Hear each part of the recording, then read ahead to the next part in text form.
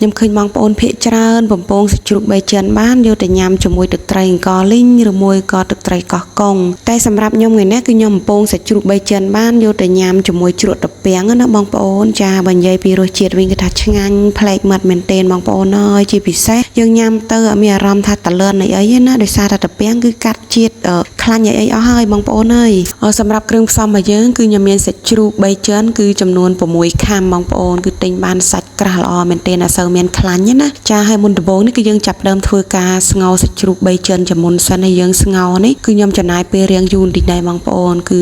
35នាទីទៅ40នាទីអានោះដោយសារតែសាច់ជ្រូកនេះគឺខ្ញុំទិញប៉ះសាច់ជ្រូកធំអញ្ចឹងទៅយើងចំណាយពេលស្ងោររៀងយូរអញ្ចឹងណាដល់ពេលស្ងោរគឺខ្ញុំមានដាក់គ្រឿងបន្តិចបន្តួចដែរបងប្អូនគឺខ្ញុំមានដាក់អំបិលបន្តិចស្លឹកគ្រៃស្លឹកក្រូចហើយនឹងក៏ដូចជាស្លឹកតើយគឺយើងដាក់នេះគឺធ្វើឲ្យសាច់ជ្រូករបស់យើងឲ្យមានក្លិនឈ្ងុយបន្តិចផងដែរណាបងប្អូនបន្ទាប់ពីយើងស្ងោរសាច់ជ្រូកបានឆ្អិនប៉ុណ្នេះគឺមិនទាន់ថាឆ្អិនទាំង100%ទេបងប្អូនដោយសារតែយើងនៅទៅបំពងសម្រាប់ចុងក្រោយមកតង់ទៀតបន្ទាប់មកទៀតគឺយើងត្រូវលាយគ្រឿងដើម្បីយកទៅលាបស្បែកជ្រូករបស់យើងនៅពេលដែលយើងយកទៅបំពងគឺថាស្រួយបានល្អជាពិសេសក៏អត់ផ្ទុះចាមានទឹកខ្មេះប៉ោមគឺខ្ញុំប្រើ2ស្លាបព្រាបាយនិងអ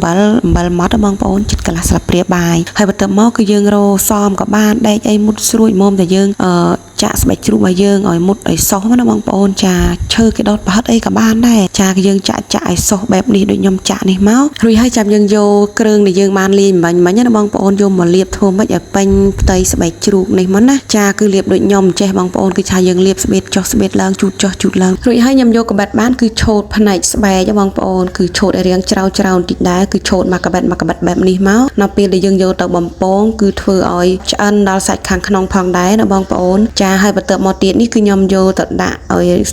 ៅដាក់អាំងនៅក្នុងម៉ាស៊ីនអាំងសាច់បន្តិចផងដែរបងប្អូនដើម្បីឲ្យស្ងួតទឹកតិចទៅនៅពេលយើងយកទៅបំពងក៏ងាយស្រួលអត់សូវផ្ទុះអីចឹងណាចាបើសិនជាបងប្អូនមិនមានម៉ាស៊ីនអាំងសាច់ទេយើងអាចយកទៅហាលទាំងថ្ងៃក៏បានដែរប៉ុន្តែគឺថ្ងៃនេះអត់មានថ្ងៃទេបងប្អូនអើយមីអែអលលឹមហុយមកទៀតហើយជាងតែយើងចាំសាច់ជ្រូកឲ្យស្ងួតទឹកណាបងប្អូនកុំឲ្យខាត់ពេលគឺយើងងាកមកធ្វើជ្រក់ត្រពាំងបដៅសិនទៅគ្រឿងផ្សំសម្រាប់យកធ្វើជ្រក់ត្រពាំងខ្ញុំមានត្រពាំងស្ងោរបងប្អូនគឺចាត់ឲ្យប្រទេសស្ដើងប៉ុណ្នេះទេសនិងខ្ទឹមសបងប្អូនគឺយើងបានស្ងោរហើយបន្ទាប់មកទៀតមានខ្ទឹមសខ្ញុំហាន់ជាប្រទេសមានស្ករត្នោតនិងមានទឹកត្រីហើយចុងក្រោយគឺមានម្ជូរក្រូចឆ្មាគឺក្រូចឆ្មាធម្មជាតិណាបងប្អូនគឺមានក្លិនឈ្ងុយខ្លាំងមែនទែនដូច្នេះមុនដំបូងគឺយើងបុកគ្រឿងក្រៅមុនសិនណាបងប្អូនគឺខ្ញុំបុកម្ទេសខ្ទឹមដែលយើងបានស្ងោរណាចាហើយនៅក្នុងនោះខ្ញុំមានដាក់ម្សៅស៊ុបបន្តិចហើយក៏មានអំបិលចំនួនបន្តិចផងដែរបន្ទាប់មកគឺយើងបុកឲ្យល្អិតឲ្យម៉ត់ប៉ុណ្នេះមកចាំយើងចាប់ផ្ដើមដាក់ស្ករត្នោតចាស្ករត្នោតគឺខ្ញុំប្រើជាងកន្លះស្លាបព្រាបាយបងប្អូនចាបន្ទាប់មកគឺយើងបុកញ៉ុ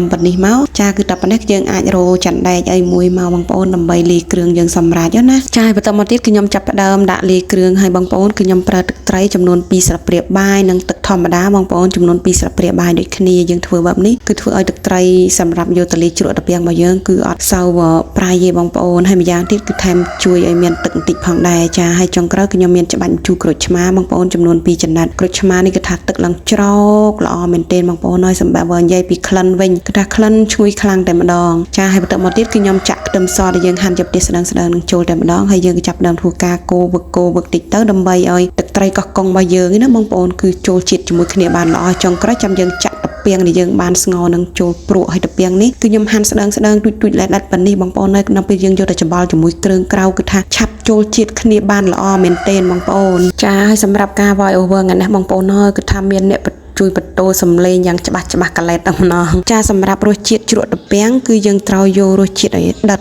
ឲ្យលះតិចទៅបានជ្រលក់ជាមួយសាច់ជ្រូកបំពងរបស់យើងគឺត្រូវជាតិគ្នាដោយសារសាច់ជ្រូកបំពងរបស់យើងគឺបែបសាបអញ្ចឹងណាបងប្អូនបន្ទាប់ពីយើងធ្វើជ្រក់ត្រពាំងបានរួចរាល់ងាកមកមើលសាច់ជ្រូករបស់យើងគឺថាបានស្ងួតទឹកហើយក្រៀមជាពិសេសគឺស្បែកឡើងពងបានល្អមែនទែនចាហើយចំណែកឲ្យខ្លាញ់វិញគឺថាហូរឡើងច្រកបែបនេះណាបងប្អូនចាបន្ទាប់មកទៀតគឺយើងអាចយកសាច់ជ្រូកទៅដាក់បំពងបានហើយយើងដាក់ខ្ទះទៅយើងដាក់ខ្លាញ់ក្តៅឲ្យខ្លាំងចាំយើងតម្លាក់សាច់ជ្រូកយើងចូលណាបងប្អូនចាគឺយើងធ្វើបែបនេះគឺសាច់ជ្រូករបស់យើងគឺឡើងពងស្រួយបានល្អមែនទែនបងប្អូនហើយបន្ទាប់មកទៀតគឺយើងធ្វើការប្រែចុះប្រែឡើងទៅឲ្យសាច់ជ្រូករបស់យើងគឺឡើងពងស្រួយគ្រប់សពសាច់ឲ្យបានល្អអញ្ចឹងណាបងប្អូនចាហើយការប្រើភ្លើងគឺយើងត្រូវប្រើភ្លើងឲ្យខ្លាំងដែរដើម្បីកុំឲ្យសាច់ជ្រូករបស់យើងគឺបៀមខ្លាញ់បន្ទាប់មកយើងឃើញថាសាច់បានឡើងក្រហមប៉ុណ្នេះបងប្អូនចំណែកឯស្បែកវិញគឺថាពងឡើងផ្លោតល្អមែនទែនជាពិសេសបងប្អូនអើយសាច់ខាងក្នុងគឺថាឆ្អិនបានសព្វល្អខ្លាំងតែម្ដងហើយបងប្អូនចាំស្ដាប់ណាថាស្បែកជ្រូកបំពងរបស់ខ្ញុំគឺស្រួយដល់កម្រិតណា